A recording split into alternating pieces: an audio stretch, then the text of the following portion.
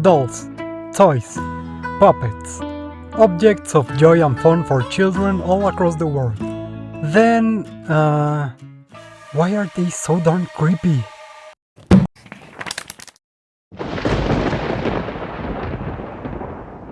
Hello everyone! That's right, it's Halloween season once again. And to begin this season of spoopiness, let us talk about a classic of horror. Creepy dolls are everywhere in media, be them possessed, alive, or just disquieting flavor on the scene. So why don't we have a couple spec-evil looks at them? Please consider hitting those like and subscribe buttons to keep the scares away. And now, without further ado, let's get spooky!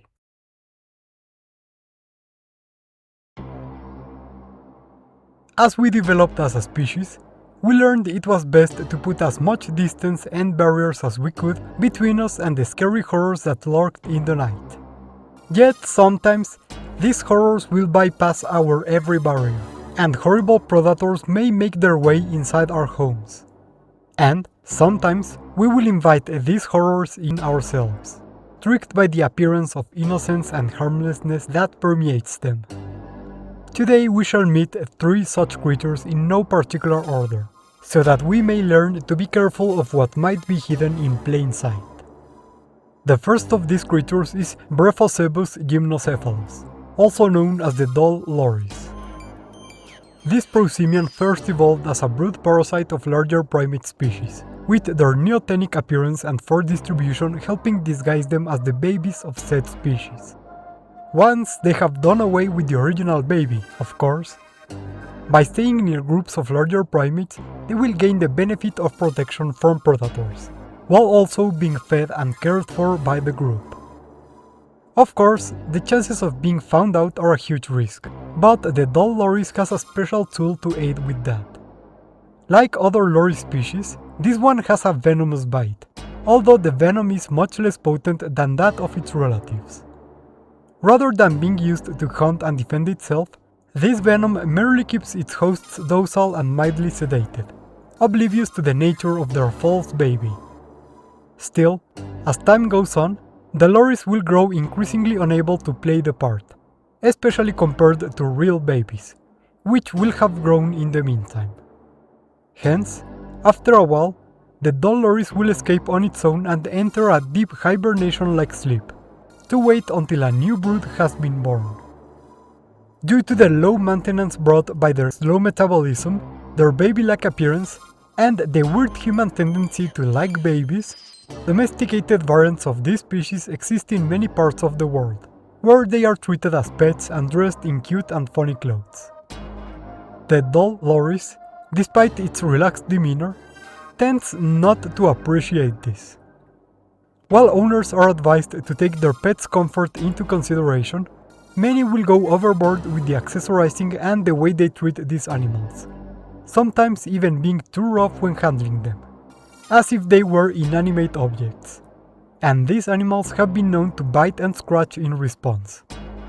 One particular individual, seen here, enraged by his owner's mistreatment, ended up attacking and severely harming them before escaping.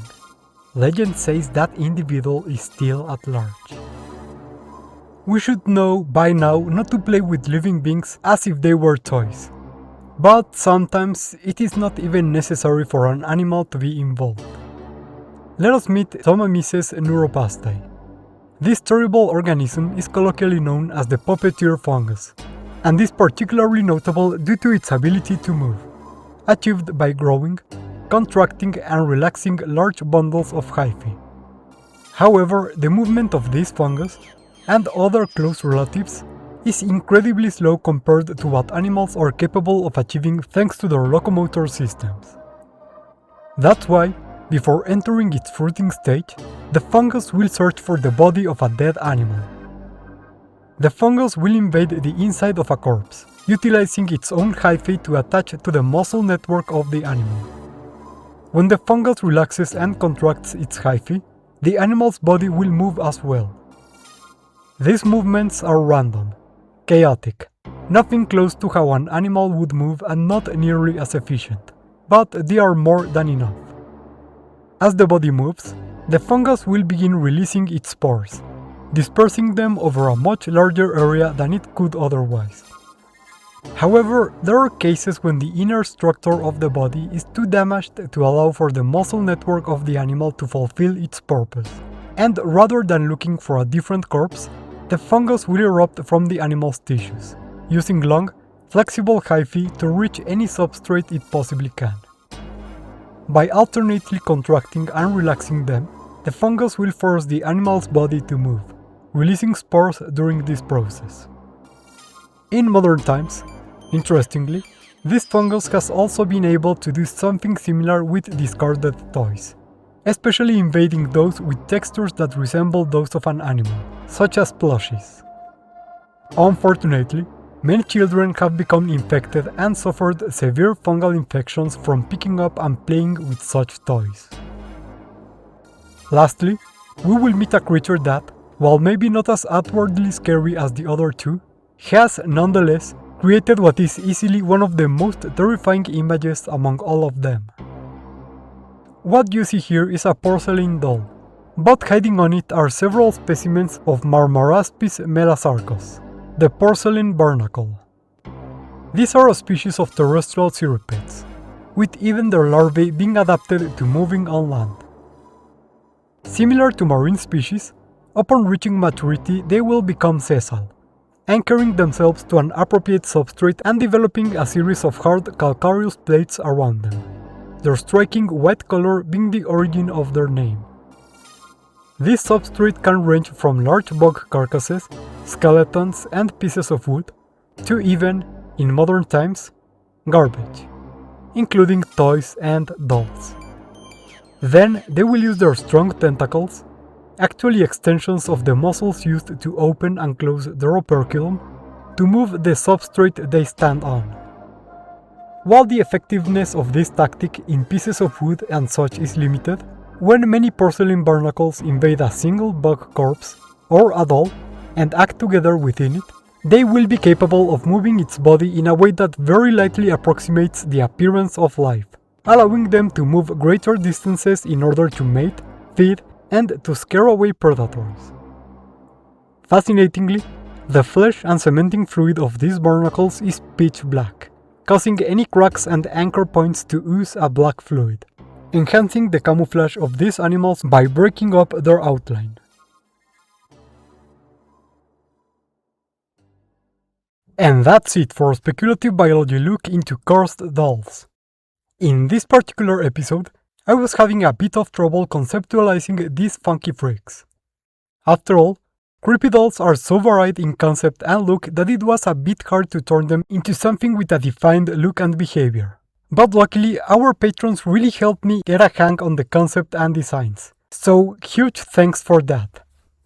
So first of all, let's take a look at the doll Loris, an idea by Alec Foisey.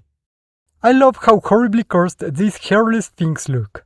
Yes, we just had speculative biology on babies. Look at these horrible little things. I love them.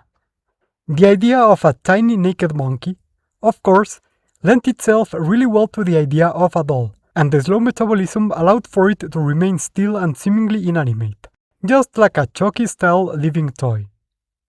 Maybe this goes a bit too close to Toy Story territory, but we'll burn that bridge when we get to it. Then there are the puppets, which were a shoe-in for the video, given how scary they are, being inanimate objects that move unnaturally. How do they do it? Nobody knows. So this idea, suggested by Jenny Wolf, had a fungal body forming a muscle network inside a corpse, giving us one of the grislier creatures we've seen on the channel so far. Lastly, we have the barnacle-based doll, suggested by Glarn. This one was based on porcelain dolls, which have the distinction of being absolutely terrifying even out of a horror context. Our version had a bit of inspiration from the living armors from the monster-eating thing, but similar to the fungus, was based around the idea of the organism itself commandeering a larger object as if it was a mech, which was very fun to conceptualize visually. And the black flesh and cement of this species helped give them that cracked, black-tiered sort of look. So I hope you liked this one. And please tell us which of these dolls you are most excited to see appear in your house tonight. As always, here's a thank you to everyone who wanted to get scared by this episode. And also, thank you to our researchers and research associates who support us through Patreon and YouTube memberships, especially to our new member, Gray. Thanks for joining. Remember, you too can join in if you want to support our channel, and you get some nice perks too, like seeing all of our creatures and videos ahead of time and helping mold them into shape. Or you can also like, subscribe, or write a comment telling me any type of creature you would like me to give the Spec-Evo treatment in the show. Any of those really help the channel a lot. Thank you all for watching, and scare you next time on the Speculative Wildlife Research Center.